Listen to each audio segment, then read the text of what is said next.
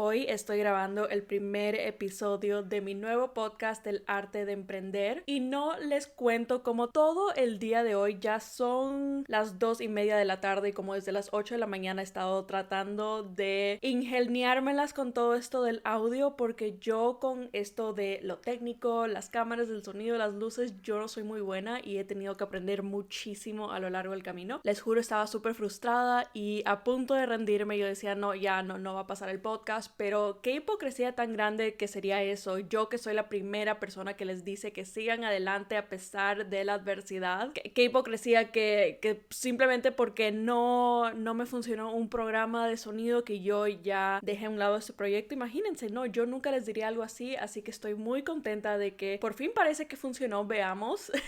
Bueno, pero si estás oyendo esto es porque sí funcionó. Vamos a empezar el episodio. Estoy muy contenta de que estés aquí. Este es un proyecto muy grande, muy importante para mí. He estado planificándolo desde hace casi un año. Como muchos ya saben, yo tengo mi negocio de repostería aquí en Londres que se llama Miss Bellator. Lo establecí hace casi 2 años y la verdad es que ha sido un camino de locos que jamás me hubiera esperado. Muchísimos altos, muchísimos bajos, lecciones que aprendí, amistades que gané, amistades que perdí, estafas, mucha redirección, mucha improvisación. Y si eres emprendedor de seguro, sabes de qué estoy hablando. Tengo 1001 temas de los cuales conversar con ustedes en cuanto a todas las fases y todo lo que implica ser emprendedor. Y ahora que llevo varios meses hablando de mi emprendimiento en Instagram, en TikTok y tantos de ustedes me comparten sus historias, me he dado cuenta que muchas personas puede que tengan una idea errónea de lo que es el emprender. Puede ser un camino muy romantizado, uno se imagina que wow, tener algo que es mío, ser mi propio jefe, ver mi idea plasmada en algo real, el poder tener clientes que amen mi producto, mi idea, mi visión. Y sí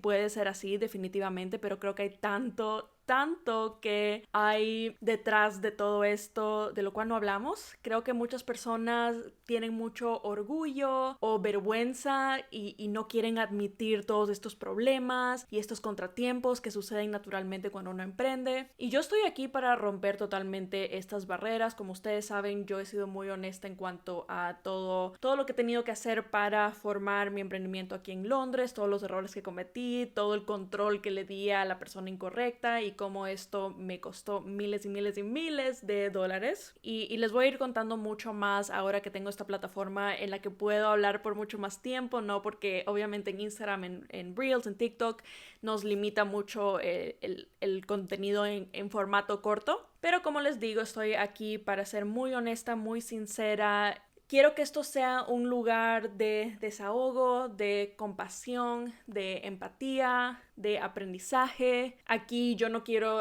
ser como la gurú, la persona que está arriba diciéndote cómo tener el negocio perfecto.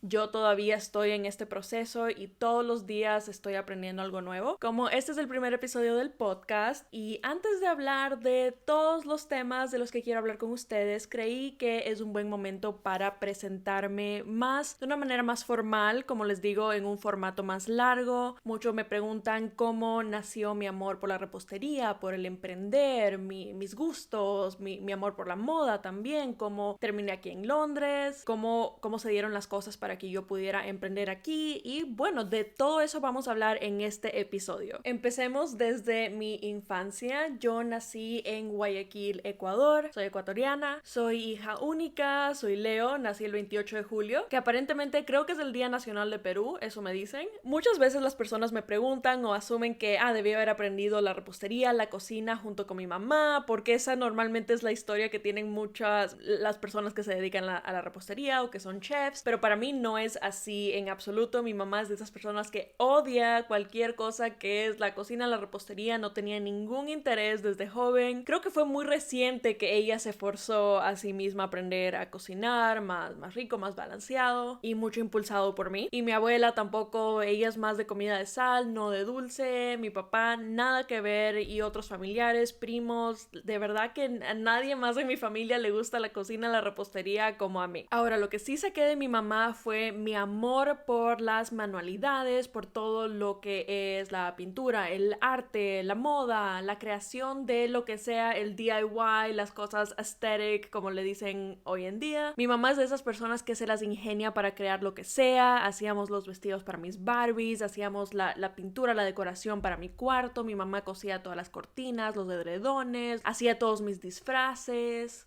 mis proyectos de la escuela siempre eran tops y yo era esa niña que todo el mundo odiaba, que siempre tenía los proyectos y las pancartas y los cuadernos así perfectamente forrados y todo muy, muy extravagante, muy porque así, en eso sí compartimos mi mamá y yo esa pasión. Mi mamá siempre me fomentó muchísimo esto de la individualidad, de la creatividad, de el no conformarme y estar y no tener problema con el no encajar ni ser como los demás. Creo que muchos padres por miedo al bullying, al rechazo, preferirían que sus hijos fueran como los demás, pero creo que mi mamá tenía otra visión. A los 5 años fue cuando me llevó a mi primera clase de repostería y desde ahí fue el punto de no retorno. Yo me enamoré de todo lo que se podía hacer. No podía creer cómo todo lo que podías hacer con azúcar y todos los sabores que podías crear. El primer postre que aprendí, bueno, no postre, pero digamos que bocadito que aprendí a preparar fueron estas bolitas que se preparan con galletas María y manjar, dulce de leche. Manjar es lo que le llamamos en Ecuador y básicamente solo trituras las galletas María, lo mezclas con el manjar y tienes estas bolitas que también puedes cubrir con azúcar glass, que me encanta. Y yo hacía eso para todo el mundo, ¿no? Era mi orgullo. Quizá debería volverlo a hacer ahora 20 años después como un homenaje a ese tiempo. Y desde entonces seguí nutriendo este amor por la repostería. Veía un montón de programas de televisión. En esa época empezaron a salir bastantes como Cake Boss y un montón en Discovery Home and Health. Me acuerdo que había Dizzy Cupcakes, Ace of Cake, MasterChef, Great British Bake Off. Habían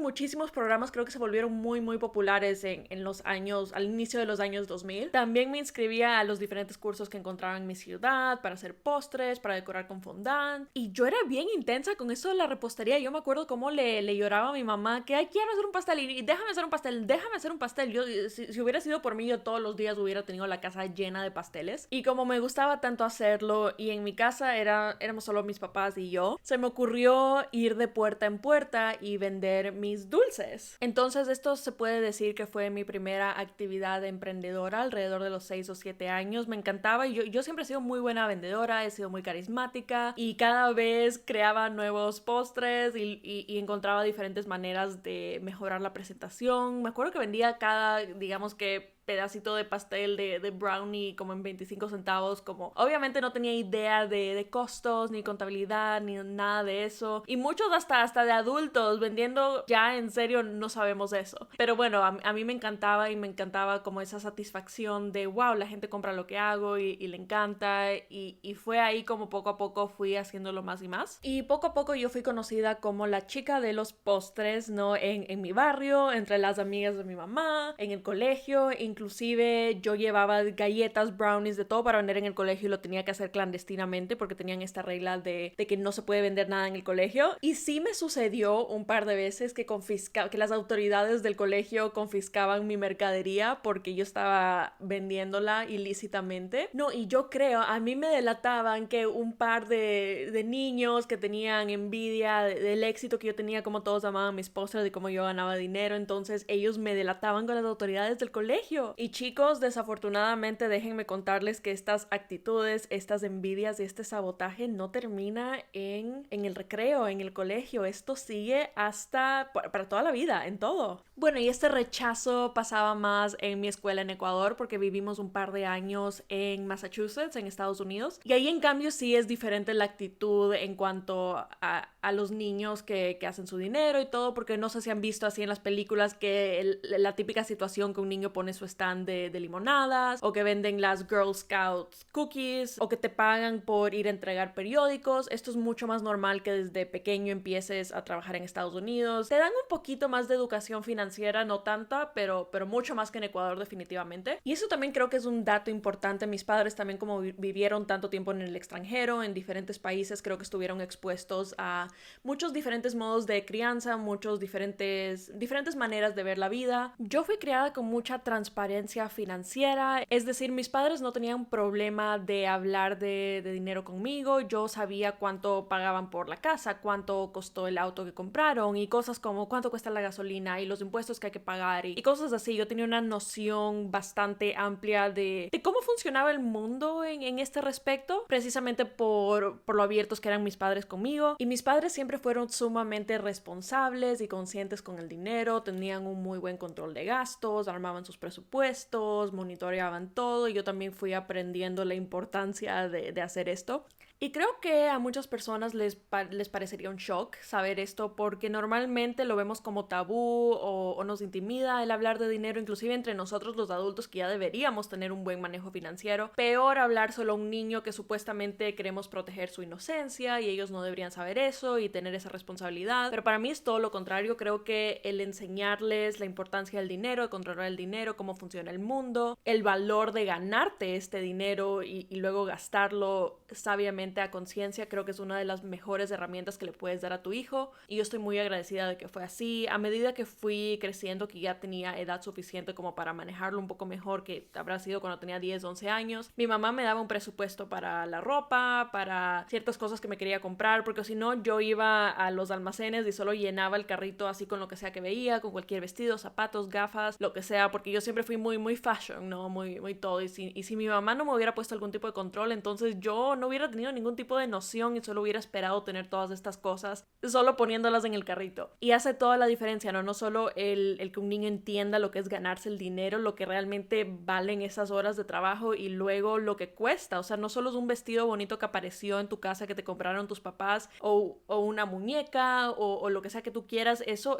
cuesta, y el dinero hay que cuidarlo bien. Inclusive antes de que yo nací, mis papás abrieron un fondo en el que cada mes iban poniendo dinero para mi universidad. Y miren, esa es la razón por la que me pude ir a estudiar afuera y por la que ahora puedo estar en Inglaterra. Y no porque mis papás sean millonarios y tengan todo este dinero entrando, es porque siempre fueron muy conscientes y responsables con el dinero y siempre me hicieron entender eso a mí también. Ahora, cuando yo tenía 11, 12 años, nos fuimos a vivir a Quito, que es otra ciudad en Ecuador. Y ahí estaba en una nueva escuela y digamos, yo nunca fui la niña ni la adolescente normal. Yo tenía otros gustos, no sé, siempre sentí que no encajaba muy bien. Siempre sentí que yo era como una señora de 30 o 40 años, pero atrapada en el cuerpo de una niña chiquita, porque siempre me gustaba mucho más estar rodeada de adultos. Como soy hija única, creo que naturalmente caemos en ese papel porque pasamos mucho más tiempo con nuestros padres, y yo en mi familia también era soy la prima más joven, o sea, ni siquiera tenía primos más chiquitos. Como nos movíamos también de ciudad, no tenía amistades tan duraderas. En este tiempo, ya que estaba entrando en la adolescencia, sí quería hasta cierto punto integrarme, ver de qué se trata, especialmente creo que lo vemos tan romantizado en las películas, todas estas experiencias del colegio, y las amigas y los novios o lo que sea, y no es que yo estaba súper interesada en ser aceptada y no me hacía problema el estar sola, el no ser como los demás. Creo que estuve acostumbrada a ser diferente toda mi vida, porque toda mi vida me sentí diferente.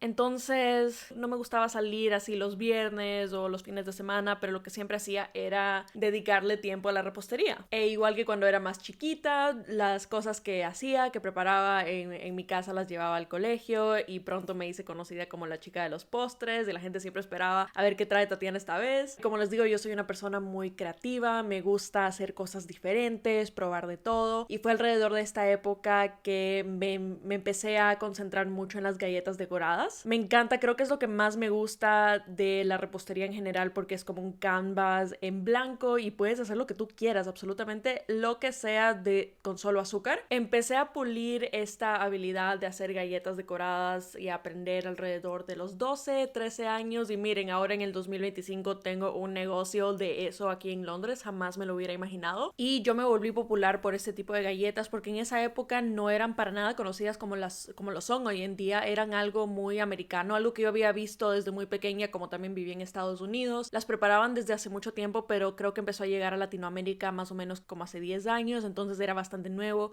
y a la gente le encantaba el sabor, porque yo desarrollé a mí no me gustan las galletas que son súper duras, tipo que las muerdes y es pura migaja. A mí me gusta que sean súper mantequillosas y que se derritan en tu boca. Entonces yo probé muchísimas recetas, me acuerdo, y me quedaban así como harinosas y sabían harina, y no encontraba la manera manera de lograr que no tuvieran tanta harina y que no se expandieran, que mantuvieran su forma, ¿no? Porque esa es la belleza de las galletas decoradas, y después de probar mucho lo logré. Y miren que hasta el día de hoy en mi negocio usamos la misma receta que yo desarrollé cuando tenía 13 años. Esas galletas fueron un boom en mi colegio, yo las llevaba a vender y ahí sí eran más permisivos con esto de que vendiera, porque lo que yo hacía era el día antes, teníamos un chat de Facebook donde estaban todos los alumnos de mi grado y también estaban profesores, y yo lo que decía era, oigan, tengo estas galletas en mi casa, si es que alguien las quiere, se las traigo mañana al colegio. O sea, que no fuera como estoy vendiendo en el colegio y yo podía decir, no, son cosas que ya me pagaron y yo solo las vengo a entregar acá. Entonces fue como un loophole que encontré, pero igual no les importaba tanto. Inclusive muchos profesores, los directores me compraban, yo ya me volví la repostera del colegio, y esto poco a poco se volvió un efecto dominó. Yo ya era la chica de los postres y me preguntaban, ¿me puedes hacer un pastel para esto? ¿Me puedes hacer los recuerdos para esto? ¿Me puedes traer para una reunión? ¿Qué me puedes hacer? Ya sabían que podían confiar en mí y era práctico, ¿no? Si es que tú eras un profesor en ese colegio, o las mamás de mis compañeros también me pedían un montón. Con este boom yo en ese momento decidí que quería hacer esto algo serio, ya que me encantaba no solo el hecho de la repostería como tal, que me permitía hacer lo que tanto amo y puedo seguir experimentando, creando nuevas cosas y que la gente realmente lo aprecia, pero también me encantaba la noción de abrir una empresa, algo que fuera mío, el hecho de ganar mi propio dinero siendo tan joven. Como les digo, en Ecuador no tenemos esta mentalidad de que la gente joven trabaja. En Estados Unidos o en Europa es muy común que los adolescentes tienen trabajos por las tardes, tienen trabajo en el verano, ya van reuniendo para comprarse su propio carro, van apartando dinero para la universidad, es muy común. Pero desafortunadamente en Ecuador eso no es la norma para nada. Más bien a muchas personas les parecía raro que yo estaba tan metida en esto de tener mi propio negocio, de vender, de encontrar nuevas maneras de hacer dinero, y no era por el dinero, era por esta sensación de crear algo, de crear un producto, una marca y venderlo e innovar, y la reacción del cliente y ver cómo me recomendaban y cómo hablaban de mí y tener mis redes sociales. Era un todo, no era solo,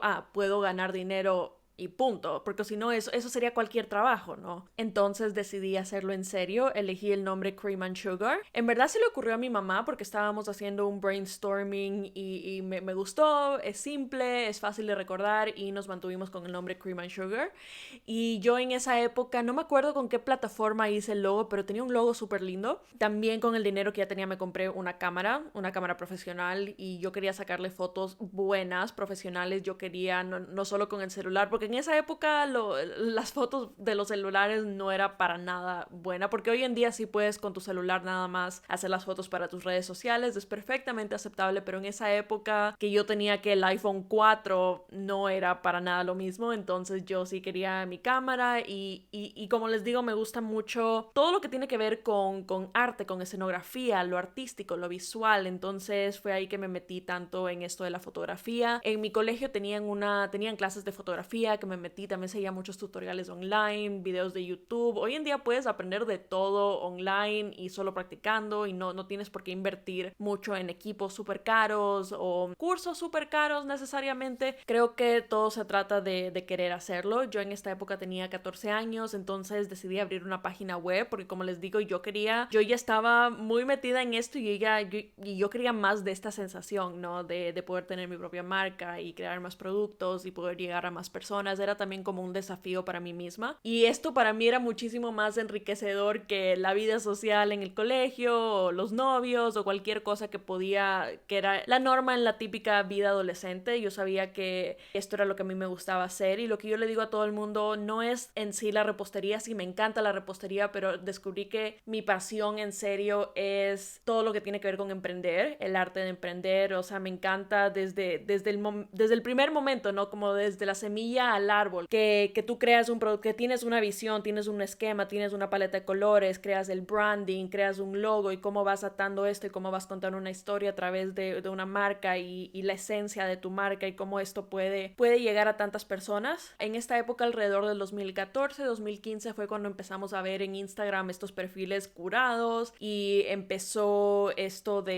empezó a normalizar esto de ser influencer en Instagram. Y como ustedes saben, especialmente en esta época Instagram era sumamente curado, sumamente estético y a mí me encantaba. Era como un Pinterest, entonces yo también quería que mi perfil que fuera algo muy estético porque otras marcas en Ecuador no lo estaban haciendo todavía. Inclusive creo que muchas marcas en Ecuador en comparación con el resto del mundo tardaron en implementar las redes sociales como parte de su marketing, que es algo sumamente importante y es una de las maneras más efectivas que tenemos de vender y conectar con otros. Yo tomaba muchísima inspiración de las pastelerías que yo veía en Estados Unidos, en Europa. Me acuerdo que a mí me encantaba Peggy Porschen en esa época, que es una pastelería aquí en Londres, que es muy femenino, muy estético, es de color rosa, tiene esta fachada divina, llena de flores y lazos y estos elementos femeninos. Y me inspiré muchísimo por las redes sociales, por el estilo de fotografía de ellos. También me acuerdo ver muchas pastelerías en Australia, porque no sé si ustedes saben, pero en Australia tienen esta cultura de comida, de postre, de cafeterías fenomenal, que es increíble. También es una sociedad que tiene un ojo muy estético, le gusta mucho todo lo que tiene que ver con celebración, salidas. Me acuerdo también que yo veía a Baked by Melissa, Sprinkles Cupcakes en Los Ángeles, Bottega Louis también en Los Ángeles, y me parece algo realmente increíble que yo haya estado en mi camino de emprendedora justo en este momento en el que yo podía fácilmente acceder a estas fuentes de inspiración, ¿no? Yo podía ver en tiempo real qué era lo que estaba sucediendo en el resto del mundo, lo cual es absolutamente fantástico. O sea, trata de explicarle eso a una persona de los años 50. Si yo hubiera nacido solo 5 años antes, hubiera sido algo totalmente diferente. Hubiera tenido que Facebook, pero no era para nada lo mismo. Yo creo que hubo toda una revolución digital alrededor del 2015 en cuanto a la popularidad de Instagram y cómo esto ayudó a tantos negocios. Luego alrededor del 2019, 2020 vimos TikTok, pero bueno, ya mismo en la historia les cuento cómo TikTok también me cambió la vida y mi trayecto, pero todavía no llegamos a eso. Durante mis años en el colegio, la secundaria, el high school, el bachillerato, la prepa, como sea que le llamen, dependiendo en qué país estés. Durante estos años formativos yo estaba muy enfocada en hacer crecer mi negocio y yo ya tenía mis diferentes líneas de producto, mi página web, mis catálogos, tenía diferentes clientes corporativos, trabajaba con planificadores de eventos y entre más crecía mi negocio, mi mamá también se volvió mucho más involucrada y ahí fue que empezó a aprender a hacer mis recetas. Como les comenté, mi mamá no le gusta la repostería, no le gusta nada de cocina, pero le encantaba estar involucrada en este proyecto. Contratamos a personas para que nos ayudaran con los pedidos, porque obviamente yo también tenía que estudiar. En este punto ya llevaba 4 años con el negocio, todo iba súper bien, aprendí un montón, pero ya llegó el momento en el que yo me tenía que graduar y el plan siempre era irme fuera del país. Y como les comenté antes, yo siempre me sentí muy fuera de lugar en Ecuador, mi forma de vestir, mi forma de ser, mi forma de pensar, inclusive un poco la forma en la que fui criada fue un poco distinta a cómo las cosas son en Ecuador. Entonces yo no iba a desaprovechar la oportunidad de irme, de hacer mi vida en otro lugar donde quizá encajaría un poco mejor. Y uno pensaría, wow, qué pena que me daría cerrar este negocio que creé con tanto amor y que me enseñó tanto y que me acompañó durante todos estos años. Pero honestamente yo soy de estas personas que no se aferra a este tipo de cosas. Yo sabía que me esperaban muchas grandes experiencias, que ya había cumplido su ciclo esta experiencia, que ya llegó a enseñarme lo que tenía que enseñarme y ya era tiempo de seguir adelante. No soy el tipo de persona que es sentimental con este tipo de cosas, precisamente porque me crié en diferentes ciudades, en diferentes contextos, entonces yo ya estoy acostumbrada al dejar las cosas atrás e ir por algo nuevo, lo cual sé que una persona que ha estado en el mismo lugar haciendo lo mismo toda su vida, claro que le costaría muchísimo más. Así que decidí estudiar negocios y muchas personas me preguntaron por qué no iba a estudiar pastelería. Se les hacía tan obvio que una persona como yo estudiaría gastronomía, ¿no? Pero vuelvo y repito, toda esta experiencia, sí, me encanta la pastelería, pero lo que realmente me enseñó es que me encanta todo lo que tiene que ver con los negocios, el emprendimiento. Yo quiero poder emprender, no necesariamente en pastelería, esa no era mi visión, pero yo sabía que tenía que entender mejor el mundo de los negocios, de las finanzas y todos los diferentes aspectos que necesitaría para tener un negocio, otro negocio en el futuro. Apliqué y me aceptaron en King's College aquí en Londres para estudiar Business and Social Science, que es negocios y ciencias sociales. Decidí venir al Reino Unido porque siempre me encantó la cultura, la historia, la moda. Para mí era el lugar perfecto. Yo el anterior verano, antes de aplicar, hice un programa aquí en Oxford que era en negocios y psicología y realmente me encantó cómo era la vida, todo aquí en Inglaterra, así que para mí fue el camino obvio a seguir. Pero en este momento que yo supuestamente ya me gradué, tenía que irme enseguida, ese mismo año empezar la universidad aquí en Londres, pero tuvimos un percance, un contratiempo con mi visa y resulta que no llegó en algún momento del proceso, se atrasó. Yo me acuerdo cómo estábamos en pánico, así viendo, pero ¿por qué está demorando tanto? ¿Dónde está mi pasaporte? ¿Qué está pasando? Y bueno, y ya se había pasado la fecha en la que yo supuestamente tenía que llegar a Londres para empezar el curso y yo estaba en pánico y ya resulta que no podía empezar ese año, entonces la universidad accedió a mover mi fecha de inicio al siguiente año. Y bueno, resulta que casi que el universo me forzó a tomar un gap year, un año sabático, y esto es súper normal en muchas circunstancias. En Europa es la norma que te tomes un año, viajes, hagas labor social, trabajes, lo que sea, pero en mi sociedad y lo que yo oía alrededor mío era que no servía, que era un año así de vagancia, que ibas a perder el ritmo de los estudios y ya no iba a ser igual, que si es que te ponías a trabajar entonces ya ibas a hacer dinero y no ibas a querer ir a la universidad y yo escuchaba todo esto que estaba como demonizado esto de hacer un gap year y lo veían como esta pérdida de tiempo, no como algo que podía ser verdaderamente gratificante. Y si te pones a pensar que a los 17, 18 años ya tengas que pensar cuál va a ser tu carrera, cuál va a ser el rumbo que vas a tomar por el resto de tu vida, me parece que es mucho que pedir de alguien tan joven y fue lo que yo vi alrededor mío y lo que veo constantemente en las personas jóvenes es que especialmente el día de hoy que hay muchas más carreras y más rumbos y tenemos más opciones, creo que nos hace el camino un poco más duro porque nos pasa esto de la parálisis de decisión, que hay tantas posibilidades que eso nos abruma. Entonces creo que es muy sano, es muy bueno, yo lo recomiendo 100% el tener un gap year, no tener un momento en el que no tienes responsabilidades, estás joven, puedes viajar, puedes trabajar de lo que sea, solo gana experiencia, haz algo que sea bueno para ti, para tu alma, para tu mente, porque nunca más vas a volver a tener esa oportunidad. Y creo que era la manera del universo de decirme que me tome las cosas un poco más suaves, porque yo siempre he sido de ponerme mucha presión a mí misma, siempre he querido ser mejor y probarme a mí misma y creo que probarle a la sociedad de todo lo que soy capaz. Claro, en inglés tenemos el término workaholic, que es adicta al trabajo y definitivamente esa ha sido yo desde muy pequeña, siempre he sentido la necesidad de chambear, ¿no? Si es que yo estoy disque relajada, acostada, me siento mal, yo siento que no estoy sacándole provecho a mi potencial si es que no estoy constantemente trabajando y es algo que también en lo que tengo que trabajar hoy en día porque me sigo sintiendo así. Así que el universo me dijo, chill.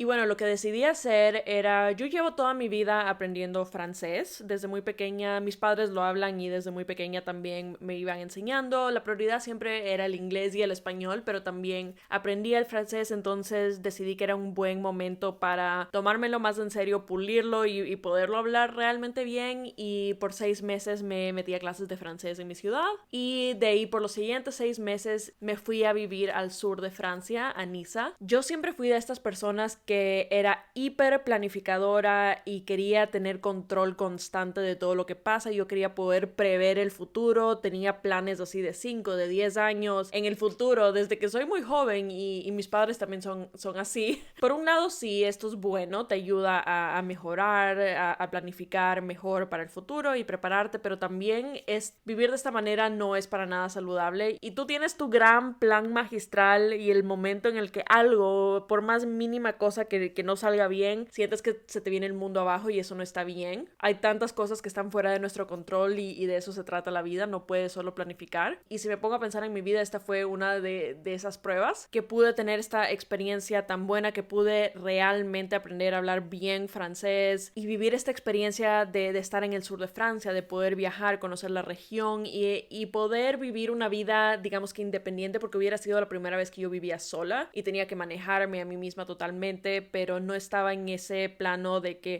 tengo que estudiar, tengo todas estas responsabilidades. No, era un momento mucho más relajado, que se supone que era, ok, sí, yo estaba ahí para estudiar, pero era como un balance entre estudiar y estar de vacaciones y conocer, integrarte y vivir un poco, que no hubiera sido el caso si se hubiera estado en Londres. Hubiera sido muchas más horas de estudiar, de pasar oscuridad y frío como es aquí en Londres. Entonces agradezco muchísimo haber tenido esa oportunidad de poder hacer esta transición de la escuela a mi vida adulta de una manera mucho más relajada y enriquecedora. Ahora, recuerden que por muchos años el tener mi negocio Cream and Sugar en Ecuador había sido mi motor, había sido mi bebé, mi proyecto, y yo soy el tipo de persona que siempre tiene que tener un proyecto. Ya les comenté que no me gusta no ser productiva, y también como soy una persona tan creativa y artística, necesito un medio en donde canalizar esto. Y como a mí me gusta tanto la moda, la cocina, la repostería, tengo mi cámara, sé de fotografía, entonces en ese momento decidí empezar mi presencia en redes sociales. Y algo que no les conté en todo este tiempo que estaba trabajando en Cream and Sugar cuando viví en Ecuador, era que yo ocultaba que era tan joven porque precisamente yo quería dar esta imagen de que mi empresa era súper profesional, yo tenía mis empleados, yo tenía todo súper bien hecho, y yo sabía que todo se vendría abajo si es que la gente sabía que yo tenía 16, 17 años y no me iban a comprar por eso. Yo quería que me pongan a mí en el mismo nivel que el resto de mis competidores, y yo tenía estándares muy altos para mí misma. Yo quería un negocio realmente serio. Entonces, ahora que ya tenía 18, creo que abrir una presencia digital que tuviera mi nombre, que tuviera mis fotos, donde yo me pudiera expresar, era algo totalmente diferente y nuevo para mí, especialmente porque no sentía que mi estilo, que mis gustos encajaban particularmente en Ecuador. Y eso que, chicos, yo tenía pánico de hablar, de mostrarme a mí hablando en cámara, y eso no era la norma. Recuerden que en este punto estamos como en el 2018, y en esa época Instagram era todo fotos, era todo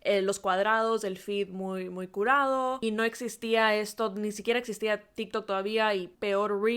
Y creo que el único concepto de hacer contenido en video era si eras youtuber, y eso es algo totalmente diferente. Pero creo que los primeros 3 años, si es que tú me seguías en esta cuenta que yo tenía de Instagram, nunca hubiera sabido cómo sonaba mi voz, porque yo decía, nunca voy a hacer eso, qué vergüenza. O sea, no sé por qué me limitaba de esa manera, porque creo que es un poco paradójico. Yo siempre fui el tipo de persona que le gusta el teatro, me gusta ser el centro de atención. Soy Leo, soy hija única, entonces esa es mi personalidad, y siempre fui muy bromista, siempre fui muy del teatro. A mí siempre me ponían de la protagonista de las obras en el colegio, yo me ponía a dirigir los musicales del teatro en mi colegio, me encantaba. Creo que soy una persona que es muy buena en un escenario, soy muy buena para hablar, soy muy buena en este aspecto, y mi mamá también me inculcó esto muchísimo, porque ella también era la típica en su colegio, ella ganaba todos los concursos de oratoria, también era la protagonista en todo. Sé que muchos me siguen por mi mamá, porque mi mamá ahora hace comedia y hace contenido en redes sociales, se llama Madame Bellator, síganla por favor, que es muy graciosa, y creo que una vez que la siguen a ella y me ven a mí, creo que hace muchísimo sentido porque soy como soy, y se dan cuenta del apoyo que me ha dado, y cómo ha influido muchísimo en mi vida y en mi creatividad. ¿Y por qué les cuento esto? A ver, termina mi año sabático y yo de ahí me voy a estudiar mi primer año de universidad a Londres, y en ese momento la universidad me da la oportunidad de estudiar un año en París, lo cual me pareció fenomenal. Yo, como muchas personas, romantizo mucho París, soy muy francófila, yo ya hablaba francés en ese punto, lo cual me facilitó mucho las cosas. Yo antes había aprovechado y tomado cursos de estos que te dan de entre 1 y 3 días de repostería en París con Le Notre y Alain Ducasse. Les recomiendo mucho de estas escuelas si es que quieren seguir un curso pequeño de repostería en París. Y el irme a París también me daría la oportunidad de seguir un curso más largo en el Cordon Bleu, que también era como uno de estos objetivos que tenía. Y esto sucedió en el 2020, que como ya sabemos fue el primer año de la pandemia, y muchísimas cosas cambiaron. Creo que la visión del público, del mundo en cuanto a lo que queríamos ver en redes sociales y cómo nos comunicábamos cambió drásticamente. En marzo del 2020 hubo este boom de TikTok y muchos nos volvimos adictos. Mi contenido era basado en Instagram y era sumamente estético, sumamente curado. Eran mesas divinas, arreglos florales, recetas así hiperproducidas, producidas, eran fotos de mí posando divina en Londres, en París, en el sur de Francia, en todos estos lugares, y yo quería así ser la típica influencer, así súper aesthetic. Y yo básicamente replicaba lo que veía. Yo decía, ok, ¿cómo puedo crecer? ¿Cómo me puedo integrar? ¿Cómo me puedo hacer notar en Londres, en París? Y yo pensaba que, ok, voy a hacer lo que hacen las influencers grandes. Y este fue mi primer error. Algo que yo les repito constantemente es el copiar a alguien más, el querer seguir la estética, el estilo, el contenido de alguien más. Es lo peor que puedes hacer para ti, para tu marca personal, para tu negocio. Tienes que encontrar tu propia esencia. Y para mí fue un camino bastante largo y es normal que sea así, no te frustres, ya les voy a contar por qué. Entonces, para el 2020 yo sabía que tenía que entrar en TikTok, pero no sabía qué hacer, obviamente, porque recuerden que a mí no me gustaba hablar a la cámara. Yo decía, no, qué vergüenza, no, yo qué voy a decir, y yo al principio era súper tímida hablando a la cámara, pero fue mi mamá la que me impulsó un montón para que arme una presencia en TikTok. Yo decía, ok, voy a hacer voiceovers, voy a hacer básicamente lo mismo que hacía en mi fotografía, en mi contenido de Instagram, lo voy a hacer pero en formato video. Ok, en vez de que sea solo una foto súper linda producida de un arreglo floral o de una receta, voy a hacer eso en video, no muy estético. Y en vez de solo poner la foto de mí posando súper linda en un vestido, voy a hacer un video de 10 segundos caminando. O sea, esa era mi estrategia. Básicamente tomar lo que yo ya estaba haciendo en Instagram y ponerlo en TikTok, y ya sabemos que así no es como funciona. Cada plataforma es un mundo y lo que te funciona en una no te va a funcionar en otra. Entonces, claro, empiezo a hacer este contenido, no me va muy bien, tengo como 100, 200 views, y esto para mí era un reto. Yo decía, no, o sea, como yo sé que soy interesante, tengo ideas interesantes, recetas interesantes, tengo muy buenos outfits, tengo muchísimo que dar al mundo, tengo muchísimo que mostrar. ¿Cómo es posible que estoy siendo ignorada? Y yo decía, ok, no me puedo rendir aquí, tengo que seguir probando. Era todo un reto para mí. Yo pensaba, ok, ahora que me voy a vivir a París, voy a poder mostrar las cafeterías y la vida en París. Y también estábamos pasando por una época que todo el mundo hiperromantizaba París, creo que porque fue el mismo año que salió Emily in Paris. Entonces el hecho de que tú dijeras que vives en París era wow. Pero ¿qué pasó? En Francia, particularmente en París, nos impusieron un lockdown, ¿cómo sería? Un toque de queda, una cuarentena bastante estricta. ¿De qué consistía? Tú no podías transitar a más de un metro, no un metro, un kilómetro, imagínense un kilómetro alrededor de tu casa, y solo podías salir por 1 hora al día, y era solo para cosas básicas como hacer compras, ir a la farmacia, hacer ejercicio. Si es que tenías un perro, te dejaban caminar por más distancias, más tiempo, y había esta broma que la gente se robaba los perros o los prestaba o lo que sea para poder estar afuera básicamente todo el día, o si estabas haciendo deporte, ya ni siquiera me acuerdo, ha pasado tanto, y te hacían llenar este formulario online siempre que tú salías. Se llamaba atestación, y tú tenías que ingresar tu hora de salida, tu dirección, a dónde vas, por qué, y supuestamente los policías te lo podían revisar, te lo podían pedir aleatoriamente en cualquier momento. Entonces, ¿a qué me refiero? Tuvimos un lockdown, una cuarentena bastante fuerte, controlada en París. Ningún restaurante, ningún museo estaba abierto. Las reglas de tenías que usar mascarilla en las calles, lo cual nunca se impuso en Londres. Yo me acuerdo que cuando regresé a Londres era como un shock el hecho de que todo estaba tan chill, y por eso es que tuvieron luego tantos problemas en Londres, y luego con el virus del Omicron. Y bueno, no estamos hablando de esto, no estamos aquí para hablar de la pandemia, solo les quería dar una idea del contexto en el que yo me encontraba y por qué esto fue tan importante en mi trayecto en las redes sociales. Entonces es enero del 2021, yo estoy frustrada, yo digo, ¿cómo diablos voy a crear contenido si es que no puedo salir a las calles, no me puedo tomar fotos, no puedo mostrar cafeterías, no puedo hacer todas estas cosas que yo planeaba hacer, no me podía inscribir en el Cordon Bleu en ese tiempo, que era lo que yo quería hacer, ¿no? Estudiar mi universidad y también estar en el Cordon Bleu simultáneamente. Entonces muchas de mis clases ahora eran online. Entonces yo estaba en mi casa muchísimo tiempo y tuve que ser creativa en cuanto a qué era lo que iba a hacer con mi contenido. ¿Qué fue lo que se me ocurrió? Yo decía, ok, yo quería mostrar cómo era mi vida en Francia, los shocks culturales que había pasado, las preguntas que la gente tiene sobre lo que es ser extranjero en Francia, todo esto, ¿no? Quería mostrar la vida, la cultura, la comida, todo lo que tiene que ver con París y Francia. Entonces se me ocurre crear un alter ego francés que sería como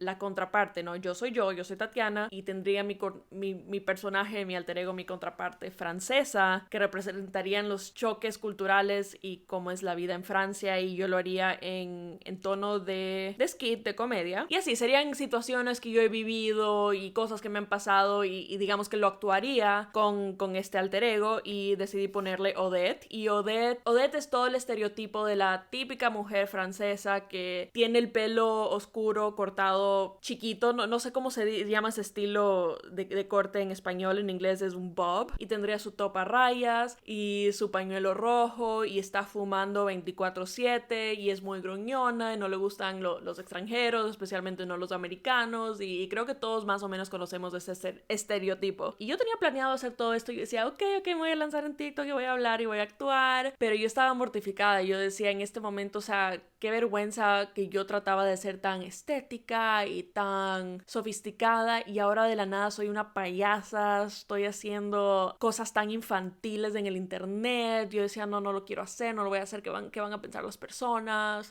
Pero bueno, lo hago. Y el primer video que publiqué alrededor del 20 de enero del 2021, en mi mente se hizo viral, tuvo como 20,000 views, que para mí era súper viral en esa época, para mí era wow, para una persona que solo lograba tener 100 o 200 views, y a la gente le encantó, siguió pidiendo más y más, y entré en esta onda natural, en este papel natural de ser Odette, y me encantó y me empecé a divertir mucho, y una cosa llevó a la otra y luego creé otro alter ego que se llama Rosa, y esto también fue muy impulsado por mi madre. Me decía, ¿cómo es posible que tengas un personaje francés y estés hablando de tu experiencia en Francia, pero también eres latina? Entonces crea un personaje latino y que interactúen entre todos. Entonces yo dije, ok, bueno, y creé mi personaje que se llama Rosa Latina, y ella también es del estereotipo de lo que piensa el resto del mundo, lo que es la mujer latina, que tiene sus curvas y es muy intensa y apasionada y habla muy alto y es muy pícara, también es recursiva, y poco a poco fui creando más personajes. También quería incorporar mi experiencia en Inglaterra, creé un personaje británico que tenía 2 niñas gemelas que se llaman Peach and Poppy. Mi personaje británico era el estereotipo de la típica persona muy flemática, muy británica y muy posh, con mucho dinero, muy old money, como le dicen hoy en día. Y sí, cada personaje es totalmente diferente y representa mucho las diferentes facetas de mi vida, diferentes experiencias que he tenido, diferentes personas que he conocido, y lo pude transmitir todo en un sketch. Y todo esto siempre ha sido en inglés, todo mi contenido siempre fue en inglés hasta el 2024. Yo no empecé a hacer contenido en español sino hasta hace un año, y estoy muy feliz que lo empecé a hacer y ahora tengo esta comunidad. Volviendo a cómo empecé a hacer comedia, durante los primeros 4 o 5 meses del 2021 estaba totalmente metida, involucrada en hacer mi contenido para TikTok y crecer mis redes. En tan solo 3 meses ya tenía como 100,000 seguidores. En esa época, como TikTok era nuevo y mi tipo de contenido era también bastante nuevo y diferente, obtuve bastantes seguidores muy rápido, y mis diferentes personajes ya tenían sus grupos, ¿no? Que su fan base. Habían personas que eran Team Odette, Team Rosa, Team Peach and Poppy, y es muy divertido. Para mí, siendo universitaria, que obviamente estaba haciendo esto a un lado mientras hacía mis estudios, fue una muy buena oportunidad porque podía tener mi plataforma, expresar mi creatividad y al mismo tiempo ganar dinero haciéndolo. Empecé a trabajar con marcas, también ganaba dinero con el TikTok Creator Fund, con el fondo de creadores que te pagan por cada video dependiendo de los views, de los likes que tengas, tus métricas. Entonces, después de 2 años y ya al graduarme de la universidad, tenía alrededor de 650,000 seguidores en TikTok y otros 40,000, 50,000 en Instagram. También algunos en YouTube, porque también los publico en Shorts. Entonces, bueno, si es que quieren ver este lado de mi contenido, me pueden buscar como Tatiana Bellator, nada más Tatiana Bellator, que es mi nombre. Esas son mis cuentas en inglés en TikTok, Instagram, YouTube. Mis cuentas en español son Tatiana Bellator_Latam, para que se sepa que es en español. Ok, ahora vamos al 2023 y llega la hora de graduarme de la universidad, y en este punto yo siento que, ok, listo, tengo este hobby que me está haciendo ganar dinero, pero ahora necesito algo más serio, necesito pensar muy bien qué es lo que voy a hacer con mi vida, con mi futuro, y ahí es que entra el asunto de mi emprendimiento, que les voy a contar en el segundo episodio de este podcast porque ya se me está haciendo demasiado largo, y ahí sí podemos entrar en bastante detalle en el episodio 2 con todo lo que sucedió que me llevó a emprender en este momento, por qué lo hice con la persona con la que lo hice, si es que conocen mi historia, y vamos a indagar un poco más. Y como dicen en mi tierra, y colorín colorado, este cuento se ha acabado. Gracias por unirse a este primer episodio de mi podcast y llegar hasta el final de mi loca historia, porque a veces le cuento a la gente todos mis diferentes profesiones, mis diferentes pasiones, todo lo que me gusta hacer, y a veces es un poco confuso explicarlo en una sola oración o en un solo momento. Entonces gracias por sentarse o bueno, lo que sea que estén haciendo. Gracias por escucharme por estos 45 minutos, hablar de mí, de mi vida, y por mostrar interés en todo lo que hago. Realmente que los aprecio muchísimo. Ustedes son mi familia, mi comunidad, mis amigos virtuales, y están aquí para mí mucho más que la mayoría de gente que está físicamente en mi vida. Realmente que los aprecio muchísimo. Es mi misión poder compartir con ustedes contenido de valor, inspirarlos, ayudarlos a salir de su caparazón, de volverse la mejor versión de sí mismos. Y a veces es difícil, a veces es complicado, ya lo escucharon en mi historia, y aunque ustedes me vean muy segura, como si ya lo tuviera todo pensado y todo perfecto, no es así. Yo también he pasado por mis momentos y a mí también me ha tomado muchos años llegar a donde estoy y me falta muchísimo por recorrer, pero bueno, para eso estamos en este camino juntos. Gracias por acompañarme en este episodio del arte de emprender. Espero que lo que compartí hoy te haya inspirado y dado herramientas para avanzar en tu camino emprendedor. Si quieres seguir aprendiendo conmigo, te invito a explorar mis cursos y recursos digitales como mis recetarios exclusivos de galletas, el curso de galletas decoradas con mi receta insignia, mi programa Emprende desde cero y la guía para calcular tus costos de manera efectiva. Además, si buscas una guía personalizada, también ofrezco mentorías 1 a 1 para ayudarte a llevar tu negocio al siguiente nivel. Todo esto lo encuentras en la descripción de este podcast, ya sea que me estés oyendo en YouTube o en Spotify. Y no olvides participar en el giveaway semanal. Comparte cualquier episodio del podcast en tus stories de Instagram y automáticamente estarás participando por un voucher de $20 para cualquiera de mis productos digitales. Hay un ganador cada semana del año, así que siempre puedes participar. Gracias por ser parte de esta comunidad. Nos vemos el próximo episodio y hasta entonces sigue soñando, creando y emprendiendo con pasión.